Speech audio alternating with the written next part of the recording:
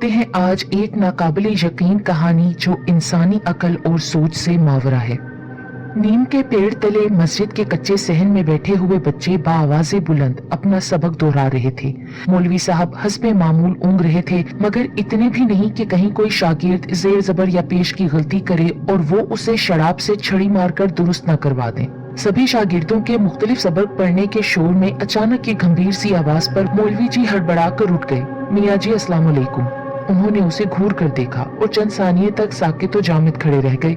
बच्चों की आवाजों का उन्हें इतना तजर्बा हो चुका था कि आवाजों के इस मलकूबे में वो हर शागिर्द की आवाज अलग पहचान लेते थे। जभी तो वो इस अजनबी सी गरजदार आवाज पर सोते से जाग पड़े और बमुश्किल तमाम बोल सके, वालेकुम अस्सलाम। उनके सामने एक मोहनी सी सूरत वाला 7-8 साल का लड़का सर झुकाए खड़ा था और अंदर आ जाने की इजाजत का तलबगार था। सर से लेकर पांव तक सफेद शलवार कमीज में मलबूस उस नन्हे अजनबी को वो इनकार न कर सके। आ जाओ मियाँ, अंदर आ जाओ, अकेले आए हो क्या? कोई अम्मा अब्बा नहीं आए तुम्हारे साथ? ये सुनते ही लड़का सब बच्चों को फलांगता हुआ मिंबरे मस्जिद के करीब आकर हाथ बांधकर खड़ा हो गया। उसकी नजरें बदस्तूर झुकी हुई थीं। उसने मौलवी साहब के सवालात का कोई जवाब न दिया। शायद वो मौलवी साहब के अगले सवालों का मुंतजिर था। मौलवी साहब को खुद ही पूछना पड़ा, क्यों मियाँ, कौन हो तुम और कहाँ से आए हो? क्या कुछ पढ़ना वढ़ना चाहते हो? जी जी मौलवी साहब, आप मुझे अपनी शागिर्दी में ले लीजिए। मौलवी साहब जो उसके मासूम सरापे में खो से गए थे, उसकी गरजदार आवाज और बातचीत पर एक बार फिर गड़बड़ा गए और फौरी हामी भरने के बजाय उसे घूरते हुए बोले, क्या तुम्हारा ताल्लुक इसी गांव से है? यहाँ तो लोग पंजाबी भी ठीक से नहीं बोलते और तुम हो के उर्दू बोल रहे हो? लड़का जरा न घबराया और तर से बोला, वो मौलवी साहब, दरअसल मैं इस सामने वाले जंगल के पीछे वाक़े गांव से आया हूँ, जहाँ नदी बहती है। आपको तो पता ही है, पिछले माह मूसलाधार बारिशों की वजह से वहाँ सैलाब आ गया था और इससे बहुत सारे दरख्त भी उखड़ गए थे, घर भी बह गए थे, हमारा घर भी इसी में डूब गया था। इसी तरह मैं अपने वालिदैन से बिछड़ गया और अब मैं चाहता हूँ कि आपके पास रहूँ, क्योंकि इस गाँव के तमाम बच्चे आपसे फैज़याब होते हैं। मैं आपके साथ रहना चाहता हूँ। इसी नीम के दरख्त तले इसकी बड़ी घनी और ठंडी छाँव है, मैं यही रहा करूंगा। मौलवी साहब ने जब उसकी गुफ्तगू सुनी तो हैरत से बोले, लड़के तुम्हारी उम्र क्या है? कद काट से तो तुम 7-8 साल के लगते हो, मगर गुफ्तगू तो बड़ों जैसी करते हो। अब मैं जी पूरे 13 साल का हूँ। बीमारी की वजह से मेरा कद छोटा रह गया है। वो बड़े एतमाद से बोला। उसकी ये बात सुनकर तमाम बच्चे खिलखिलाकर हंसने लगे। मौलवी जी ने वहीं बैठे बैठे एक दो को छड़ी टिका दी और फिर लड़के से मुखातिब हुए, अच्छा पुत्र, तुम आज से खुद को हमारी शागिर्दी में समझो। और हाँ मियाँ, नाम क्या है तुम्हारा? जी मेरा नाम मिराजुद्दीन वल सिराजुद्दीन है। उसकी उर्दू पर देहाती बच्चे एक बार फिर ही करने लगे। अब के मौलवी जी भी हंस पड़े। सब बच्चों को छुट्टी दे दी और कहा कि अगर कहीं कोई अच्छा सा सालन मिल जाए तो उसे अलग कटोरे में डाल लेना मेरे वास्ते, दाल साग तो हमें हजम नहीं होते। नया लड़का ये बात सुन रहा था, इसीलिए जल्दी से बोला, मियाँ जी आज मैं लाऊं खाना आपके लिए? मेरी बहन इससे अगले गांव में रहती है और बड़ा अच्छा खाना बनाती है। मुल्ला जी के मुंह में तो पानी भर आया, फिर भी दिखावा करते हुए बोले, तुम कहाँ इतनी रात को अगले गांव जाओगे? आज वैसे भी चौधरी जी के यहाँ से अच्छा खाना आ जाएगा, जुमेरात है ना। जाओ, अब खलीफा से कह देना कि मुझे मौलवी जी ने भेजा है, वो तुमको तुम्हारे सोने और पढ़ने की जगह दिखा देगा।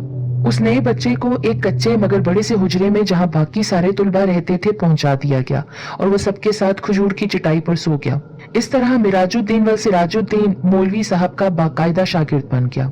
उसका हाफिजा तो बला का था। उसने एक हफ्ते में ही बगदादी कायदा खत्म कर लिया और सिर्फ 3 माह में पूरा कुरान पाक खत्म कर लिया और अब तो वो उसे हिफ्ज भी करने लगा था।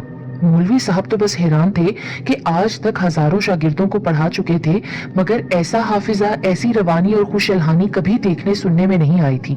जब भी उसका सबक सुनते तो कुछ गड़बड़ा सा जाते कि ये लड़का इंसान भी है या कोई और मावराई मखलूक। वो ऐसा सोचते जरूर थे, मगर अपना ये ख्याल जाहिर कभी होने ना दिया था कि इतना अच्छा बच्चा है, कहीं बददिल होकर भाग ही ना जाए।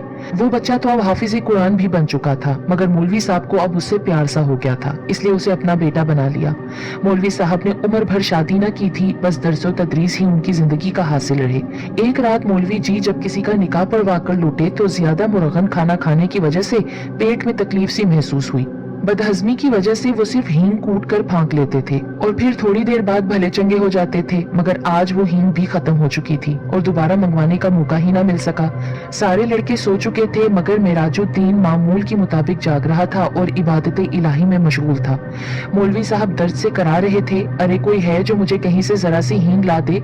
कोई सुनता ही नहीं। हाय हाय मेरे अल्लाह। मिराजुद्दीन ने सोचा उस्ताद साहब तो तकलीफ में हैं और अगर उनकी बरवक्त मदद न की तो शायद अल्लाह ताला मेरी इबादत ही ना कबूल फरमाए। इधर सारे शागिर्द मसलहतन सो रहे हैं। इतनी रात गए कौन अपनी नींद खराब करे, इतनी ठंड है, मगर मिराजुद्दीन हमेशा की तरह खिदमत के लिए तैयार जाए नमाज लपेट कर ताक में धरी और मौलवी जी के सर पर जा खड़ा हुआ। मौलवी जी, मैं ला दूं आपको हींग? मुझे पता है हींग कहाँ मिलती है। तुम कैसे लाओगे? इतने जरा से तो हो तुम। क्या तुम्हें अंधेरे में डर नहीं लगता? रात इतनी है, सर्दी भी है। नहीं जी, मैं तो अपने सारे काम जब चाहूं कर लेता हूं और मुझे अंधेरे से तो डर नहीं लगता। मौलवी जी पर तो हैरतों के पहाड़ टूट पड़े, क्योंकि रात का दूसरा पहर था और ये नन्हा सा लड़का बाहर जाने को तैयार था। अच्छा, अगर तुम बजिद ही हो तो फिर दूर न जाना, ये नुक्कड़ वाले बनिए से जरा सी हींग मांग लाओ, कह दीजिए कि मौलाना जी मंगवा रहे हैं। लड़का तो जैसे इजाजत का मुंतजिर ही था, यूं भाग खड़ा हुआ गोया हवा हो गया। मुहावरतन नहीं हकीकतन, क्योंकि उसके बाहर निकलते ही अचानक तेज हवाएं चलना शुरू हो गई, मूसलाधार बारिश होने लगी, यकायक बहुत से कुत्ते और बिल्लियां रोने लगे। मौलवी साहब का तो दिल ही दहल गया, क्योंकि कमरे में रोशन मिट्टी का दिया भी हवा के झोंके से टिमटिमा कर एकदम गुल हो गया। मौलवी साहब के हुजरे के तो दरोबाम लरज उठे। मौलवी जी हैरान थे कि तारों भरी पुरसुकून रात में तूफान बादो बारा कहाँ से आ गया। वो दिल ही दिल में पशेमान हुए कि बिन माँ बाप के बच्चे को रात के वक्त बाहर क्यों भेज दिया। अगर उसे कुछ हो गया तो उससे आगे तो वो कुछ सोच ना सके, क्योंकि धड़ से दरवाजा खुला और वो वापस आ गया। और हैरत की बात ये थी कि बाहर तूफान का नामो निशान तक ना रहा था। हर चीज अपनी जगह पर साकी तो जामिद हो गई थी। मौलवी साहब का तो दर्द उसी वक्त खत्म हो गया जब उन्होंने देखा कि मिराजुद्दीन के कपड़े तो बिल्कुल खुश्क थे, हालांकि वो कोई छाता या बरसाती भी ओढ़कर ना गया था और वापस भी चंद मिनटों में ही आ गया था। और सबसे बढ़कर ये कि उसके हाथ में हींग तक ना थी। क्यों बेटा, ले आए हींग? मौलवी जी ने अपनी हैरत छुपाते हुए पूछा। जी मियाँ जी, ले आया हूँ। तो फिर देते क्यों नहीं? लाओ इधर पकड़ाओ, खड़े मेरा चौखटा क्यों देख रहे हो? वो जी बाहर सहन में लाकर रखती है, आप मेरे साथ चलकर देख लें और जितनी चाहिए ले लें। मौलवी साहब को तो गुस्सा आ गया। अब मैं बाहर जाकर सहन से खुद हींग की गट्ठी उठा कर लाऊं? जब उस दुकानदार के घर से ले ही आए हो तो मेरे हाथ में पकड़ाने में क्या कबाहत है? अरे आप आए तो सही मौलवी साहब। वो उन्हें बाजू से पकड़कर सहन में ले गया। मौलाना साहब की तो आंखें फटी की फटी रह गईं। सहन हींग की बोरियों से भरा पड़ा था। शायद मनों के हिसाब से हींग लाकर उस्ताद की खिदमत में हाजिर कर दी गई थी। उन्होंने एक नजर हींग के अंबार को देखा और फिर मिराजुद्दीन के चेहरे की जानिब। उसका सर हस्बे मामूल उस्ताद साहब के सामने झुका हुआ था। इधर आओ और जरा मेरी तरफ आंख उठाकर देखो। उन्हें पहली बार इतने बासादत शागिर्द पर गुस्सा आ रहा था। उनके पेट का दर्द तो रफू चक्कर हो चुका था। उन्होंने उसे कंधों से पकड़कर झंझोर डाला और उसकी आंखों में आंखें डालते हुए बोले, सच सच बता दो तुम कौन हो? क्या तुम्हारा ताल्लुक जिन्नात से है? जी मियाँ जी, आपका ख्याल दुरुस्त है, मैं वाकई एक जिनजादा हूँ। उसका सर उस्ताद के कदमों पर था, ज़ारो कतार रो रहा था और बराबर माफी की दरख्वास्त कर रहा था। मौलवी साहब ने प्यार से उसका सर अपने कदमों से हटाया और उसे गले से लगा लिया। जब उसे कुछ ढारस हुई तो उसने बताया, इसी नीम के पेड़ पर जिसके नीचे सारे बच्चे बैठकर कुरान पाक पढ़ते हैं मेरा बसेरा है। मैं रोजाना कुरान पाक की तलावत सुना करता था, तब मेरा भी दिल चाहा कि आपकी शागिर्दी में आऊं। मौलवी साहब जो बगौर उसकी बात सुन रहे थे यकायक जैसे होश में आ गए। अच्छा, तो अब तुम्हारा मकसद पूरा हो चुका है ना?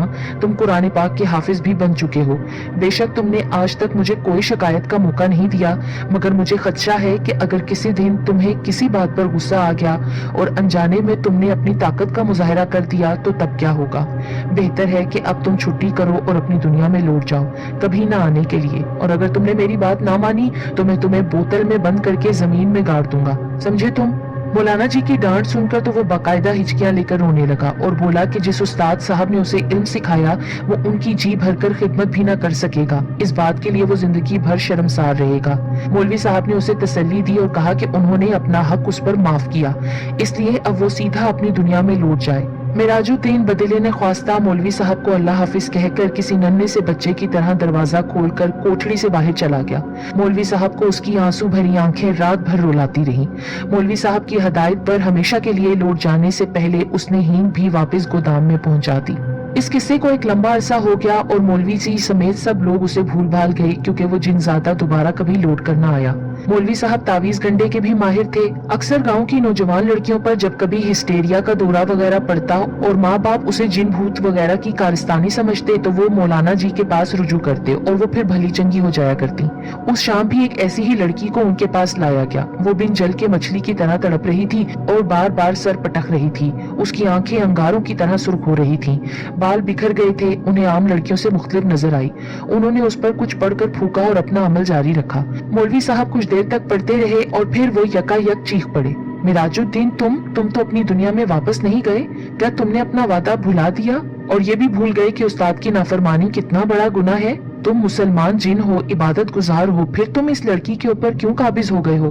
अब तो मैं यकीनन तुम्हें इसकी सख्त सजा दूंगा। तुम इस लड़की को फौरन छोड़ दो और अभी मैं तुम्हारा इलाज करता हूँ। मेरा ख्याल है मुझे तुम्हें बोतल में बंद करना ही पड़ेगा। नहीं मियाँ जी, ऐसा ना करना, आपको अल्लाह का वास्ता। मैं वादा करता हूँ कि अब आपकी इस दुनिया में कभी लौट कर नहीं आऊंगा, मगर सिर्फ एक बार, आखिरी बार मुझे अपनी दुनिया में लौट जाने से पहले आपकी कदम बोसी करना है। आपका आखिरी दीदार करना चाहता था मैं हरगिज ऐसी हरकत ना करता अगर मैं अपनी इससे पहले वाली कोशिश में कामयाब हो जाता। शायद आपको मालूम होगा कि गाँव के जिम्मेदार की ठीक उसी रात किसी ने चारपाई उलट दी थी जब मैंने आपको अल्लाह हाफिज कहा था।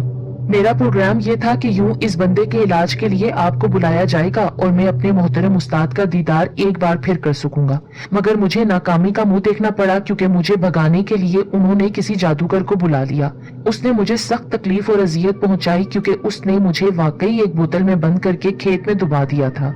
वो तो मेरी लगन सच्ची थी कि जमीन पर ट्रैक्टर फेरा और अब पूरे 10 साल बाद मुझे रिहाई मिली, तो मैंने सोचा कि उस्ताद के दीदार के शौक में मैंने बड़ी कड़ी सजा पाई है। अब तो मैं जरूर आपकी जियारत करके रहूंगा, चाहे एक बार फिर मुझे इसके इवज क्यों ना बोतल के अंदर जाना पड़े।